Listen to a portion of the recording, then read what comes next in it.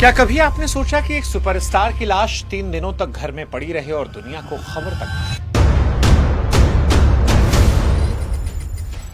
जनवरी 2005 की वो सर्द सुबह, जुहू का एक पॉश इलाका जहां बड़ी बड़ी गाड़ियों का शोर रहता है। वहां एक आलीशान फ्लैट के बाहर सन्नाटा पसरा था। दरवाजे के नीचे 3 दिन के पुराने अखबार दबे थे। दूध के पैकेट बाहर ही धूप में रखे रखे खराब हो रहे थे। पड़ोसियों को जब एक अजीब सी बदबू और बेचैनी महसूस हुई तो पुलिस को बुलाया गया। पुलिस ने दरवाजा तोड़ा तो अंदर का नजारा किसी डरावनी फिल्म के सीन जैसा था। एक जमाने में बॉलीवुड की सबसे खूबसूरत हीरोइन जो करोड़ों दिलों पर एक जमाने में राज करती थी, वो बेजान पड़ी थी। शरीर नीला पड़ गया था। पहचानना मुश्किल था कि ये कौन है। ये कहानी परवीन बॉबी की है। वो परवीन बॉबी जो अपने समय से कहीं आगे की हीरोइन थी। वो परवीन बॉबी जिनकी अदाओं पर एक पूरी पीढ़ी जानिसार हो गया था। वो परवीन बॉबी जो जिस हीरो के साथ आती, उसके साथ उनकी जोड़ी पर्दे पर 4 चांद लगा देती। भला की खूबसूरत, लेकिन एक ऐसी खूबसूरत हीरोइन जिसके पास दौलत, शोहरत, असूख की कोई कमी नहीं थी। अब सभी के मन में सवाल था कि वो बेबसी की मौत कैसे मरती है। क्या कोई बीमारी थी या फिर कामयाबी के उस ऊंचे मुकाम पर मिलने वाली वो खामोश सजा जिसने उन्हें दुनिया से काट दिया था। यह सवाल आज भी बॉलीवुड की गलियों में एक अनसुलझी पहेली की तरह गूंजता है। नई पीढ़ी में जो नहीं जानते, जिन्हें सवाल है कि परवीन बॉबी कौन थी, सफर कैसा था। उन्हें बता दें कि जिस महिला की बॉडी कई दिनों तक फ्लैट में बेखबर रही, वो इंडियन सिनेमा का सबसे बड़ा चेहरा थी। वो सिर्फ हीरोइन नहीं थी, 70-80 के दशक में बॉलीवुड के बदलते मिजाज की पहचान थी। गुजरात के जूनागढ़ के एक रईस परिवार में जन्मी परवीन ने मॉडलिंग से अपना करियर शुरू किया। लंबा कद, बेबाक अंदाज, कॉन्फिडेंस से भरी पर्सनैलिटी उस दौर की बाकी हीरोइनों से बिल्कुल अलग थी। जब स्क्रीन पर वो कदम रखती तो दर्शकों ने ऐसी मॉडर्न लड़की उस दौर में देखी नहीं थी। वेस्टर्न लुक, बेपरवाह मुस्कान ने देखते ही देखते ग्लैमर की दुनिया में बहुत बड़ा नाम बना दिया। बड़े बड़े सुपरस्टार काम करने के लिए बेताब थे। बड़ी बड़ी मैगजीन के कवर पर उनकी तस्वीरें छाई रहती। बाहर से लगता कि परवीन के पास वो सब कुछ है जो एक इंसान की ख्वाहिश होती है, पैसा, शोहरत, खूबसूरती। लेकिन कैमरों की लाइट के पीछे उनकी निजी जिंदगी धीरे धीरे बिखर रही थी। जितनी तेजी से वो सफलता की सीढ़ियों पर चढ़ी, उतनी ही खामोशी से समाज से दूर हो रही थी। उनकी शुरुआत जितनी आलीशान थी, उनका अंत उतना ही दर्दनाक हुआ। परवीन बॉबी कहानी आज भी अपने आप में एक रहस्य की तरह है, क्योंकि वो ताजी हवा के झोंके की तरह आई। उस जमाने में जब हीरोइनों को एक सांचे में दिखाया जाता था, लेकिन उनके स्टाइल, बात करने का तरीका, स्क्रीन पर आने का अंदाज ये बताता था कि वो सिर्फ कलाकार नहीं है, बल्कि मॉडर्न बॉलीवुड का सबसे बड़ा चेहरा। हर बड़े डायरेक्टर की पहली पसंद, बॉक्स ऑफिस पर कामयाबी की गारंटी, टाइम मैगजीन के कवर पर जगह पाने वाली पहली इंडियन हीरोइन जिसने उनके ग्लोबल लेवल को साबित किया। लेकिन पीक स्टारडम के बीच कुछ ऐसा हुआ जिसने सब कुछ पलट दिया। करीबी जानने वाले कहते हैं कि काम के प्रेशर और निजी जिंदगी को उथल पुथल ने अंदर से थका दिया था। सेट पर कभी कभी उनकी आंखों में वो चमक गायब दिखती थी जिसे दुनिया देख रही थी। शायद उनकी जिंदगी में मानसिक घेराबंदी शुरू हो गई थी जिसने आगे चलकर पूरी दुनिया से काट दिया। अब सवाल कि परवीन की जिंदगी में क्या क्या हुआ, क्योंकि परवीन की जिंदगी में निजी रिश्तों में अमिताभ बच्चन से लेकर शशि कपूर, महेश भट्ट, बहुत सारे नाम आए। अमिताभ बच्चन और परवीन बॉबी की जोड़ी ने दीवार और नमक हलाल जैसी फिल्मों से इतिहास रचा था, लेकिन प्रोफेशनल रिश्तों के पीछे डरावना मोड़ इंतजार कर रहा था। कामयाबी के टॉप पर रहते हुए परवीन ने अचानक ऐसे दावे शुरू कर दिए जिसने इंडस्ट्री को हिला दिया। उन्होंने सबके सामने अमिताभ बच्चन पर नुकसान पहुंचाने की साजिश के आरोप लगाए। कोर्ट का दरवाजा खटखटाया, कहा कि उनकी जान को खतरा है। आज के एक्सपर्ट्स इसे पैरानॉइड, स्किज़ोफ्रेनिया के लक्षणों के तौर पर देखते हैं, जहां इंसान का दिमाग अपने करीबी लोगों को दुश्मन समझने लगता है। परवीन का शक इतना गहरा हो गया कि खुद को घर में कैद कर लिया। खिड़कियों के पर्दे नहीं खोलती। उन्हें लगता कि दीवारों के पीछे कैमरे हैं। उनके मन में बात बैठ गई कि इंडस्ट्री के सबसे ताकतवर नाम उनके खिलाफ सीक्रेट जंग कर रहे हैं। इस पैरानोया ने उनकी पुरानी दोस्ती और रिश्तों को खत्म कर दिया और एक ऐसी काल्पनिक दुनिया में रहने लगी जहां सिर्फ दुश्मन और साजिशें थी। अब सवाल की बीमारी क्या है? परवीन की इस हालत के पीछे विलन कोई इंसान नहीं, उनकी दिमागी स्थिति थी। जिस बीमारी का हमने जिक्र किया, इसमें इंसान को डरावने भ्रम होने लगते हैं। मेंटल हेल्थ को लेकर समाज में उस दौर में कोई जानकारी नहीं थी। लोग इसे पागलपन कहकर मजाक उड़ाते या डर कर भाग जाते।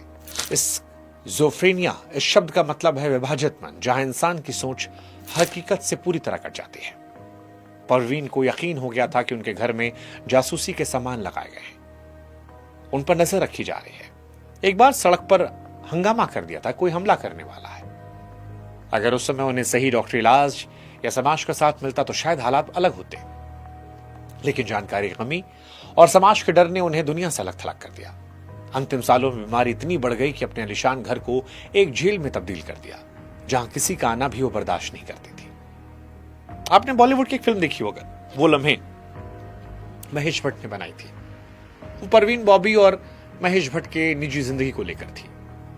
परवीन बॉबी की जिंदगी के सबसे नाजुक मोड़ पर डायरेक्टर महेश भट्ट उनके साथ थे, जिन्होंने उनकी गिरती हालत को बहुत करीब से महसूस किया था।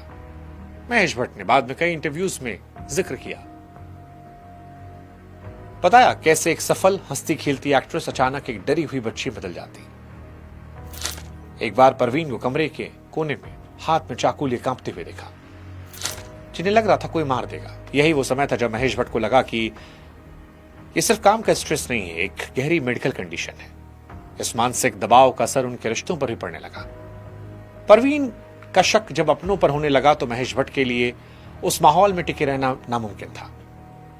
बाद में वो भी उनके जीवन से अलग हो गए।